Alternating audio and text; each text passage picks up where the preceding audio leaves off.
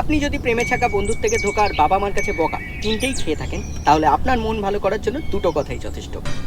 পুজো আসছে।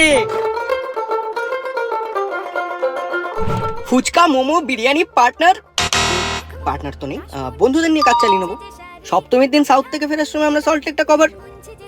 পুজো মানেই বন্ধুদের সাথে প্যান্ডেল হোপিং এর আইটিনারি তৈরি করা, আর সাউথ থেকে ফেরার সময় তো সল্টলেকটা কভার করা যেতেই পারে। হ্যাঁ আমি বলছি হয়ে যাবে। পুজো মানেই, হ্যাঁ দাদু, হ্যালো মামা, হ্যালো পিসি, জামা কেমন, মানে তুমি কেমন আছো? হ্যাঁ আমি ভালো আছি। পুজো মানেই, হ্যাঁ স্যার আমার মহালয়া থেকে একাদশী অবধি 10 দিন ছুটি লাগবে। কি 11 দিন হচ্ছে? ওকে আমি রিজাইন করে দিচ্ছি। ছুটি দেবে না বলছি। পুজো মানে জিম করে শরীরটাকে। পুজো মানে তোমার কাছে কি তাহলে? কমেন্ট করে জানাও।